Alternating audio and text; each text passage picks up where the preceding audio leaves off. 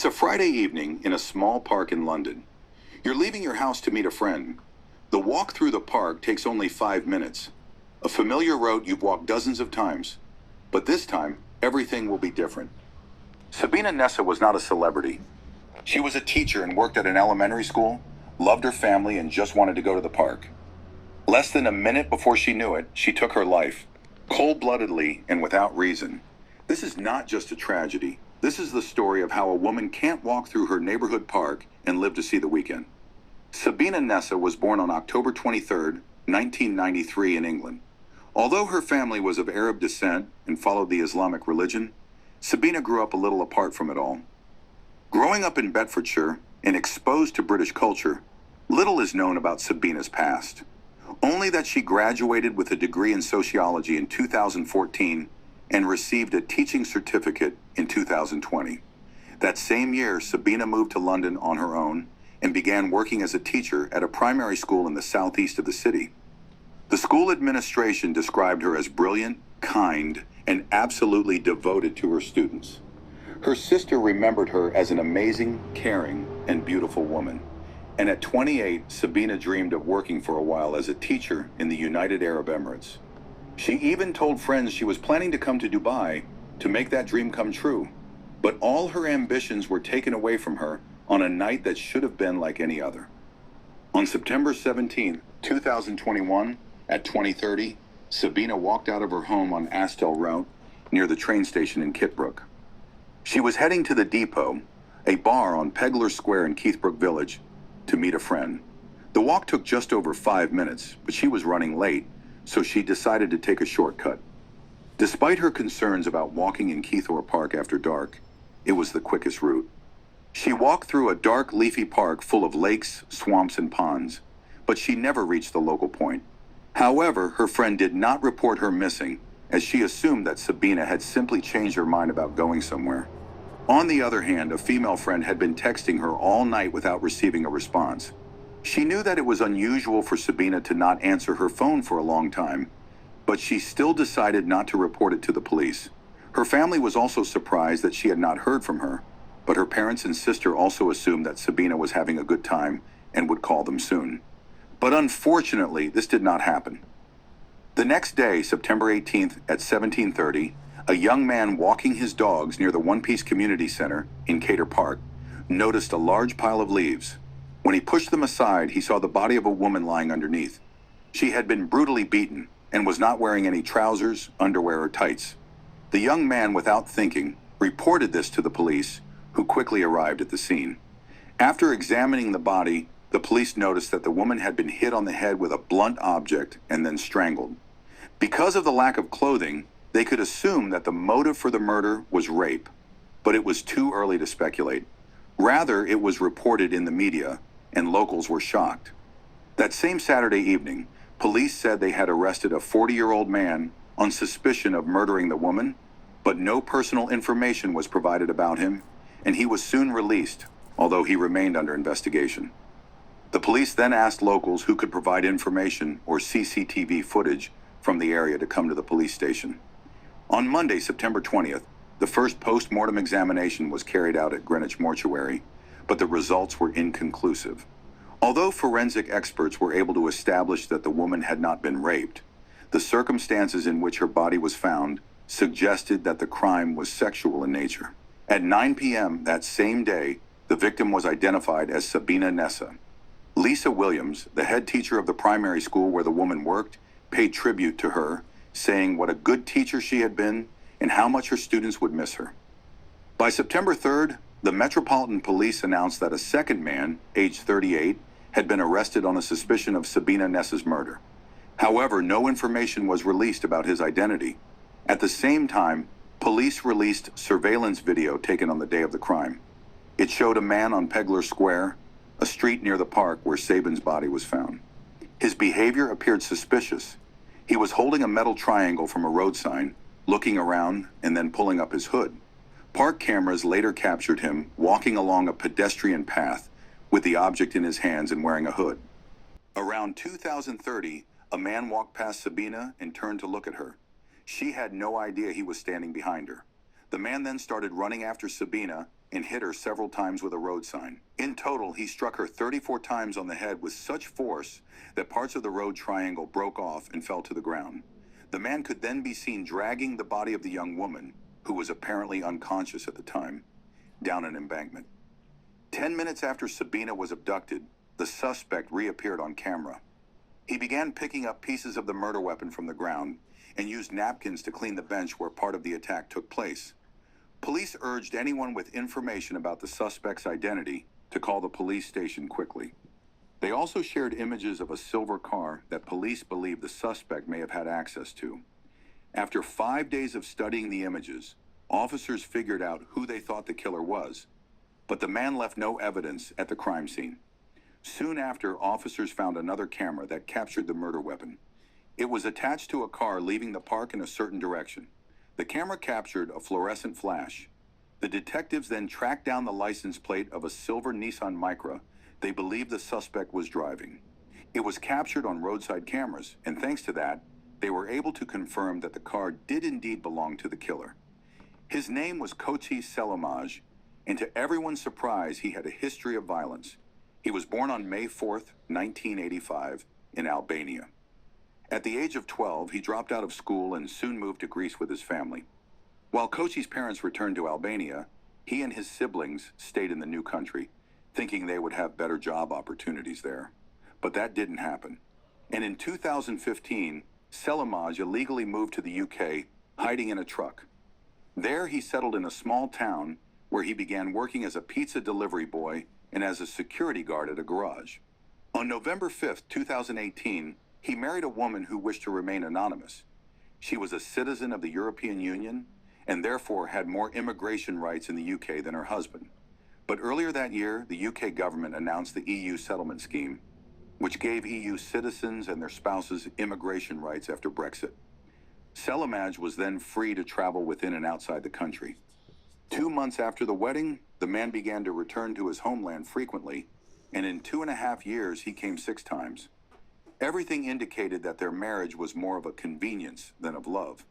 The officers found police documents from the capital of Albania and found that Selimaj had no criminal record there.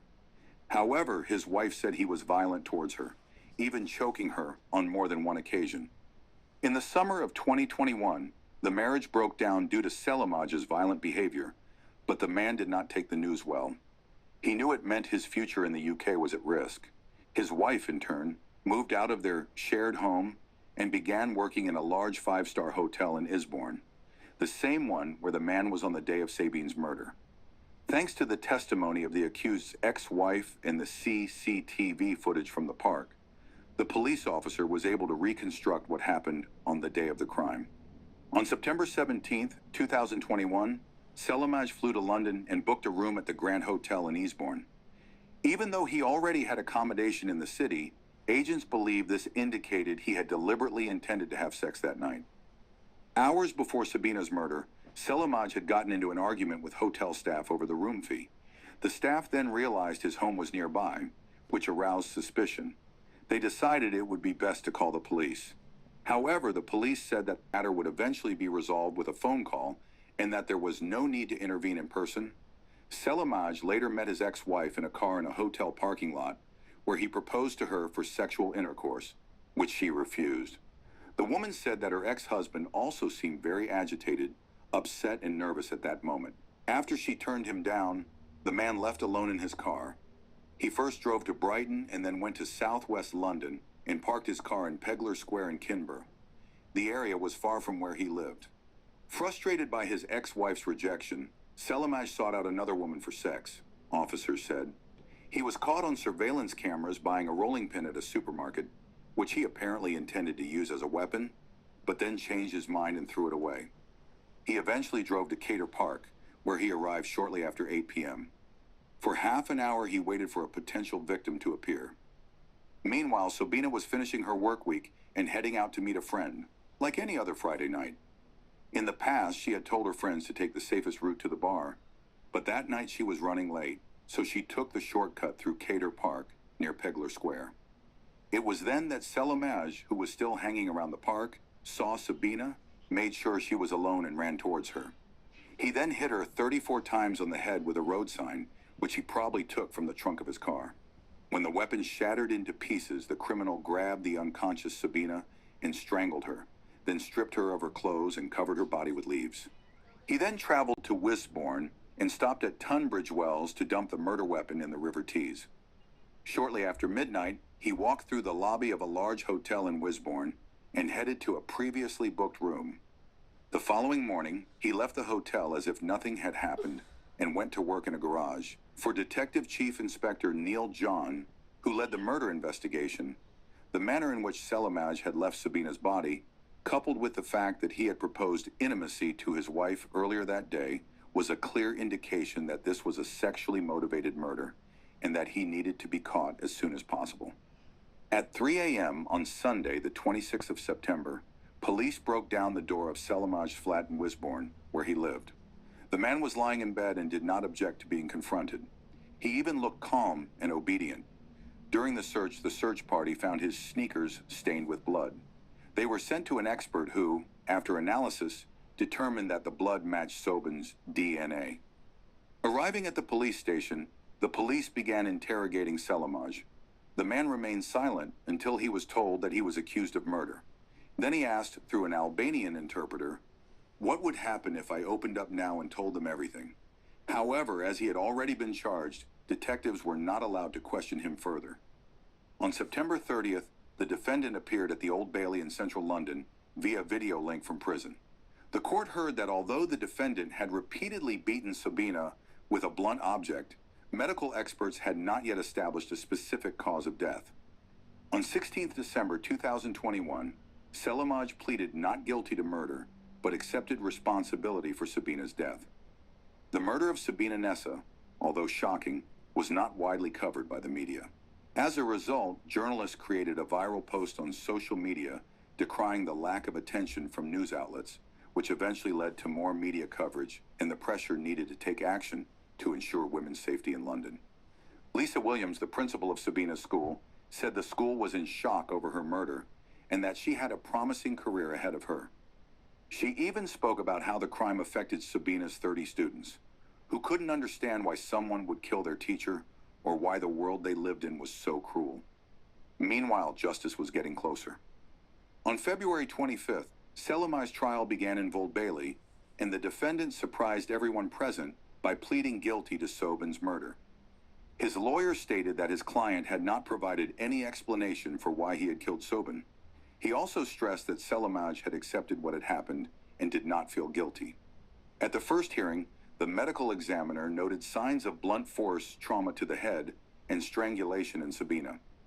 Although the exact cause of death could not be determined, both injuries could have been fatal. The investigation did not find any witnesses to the rape.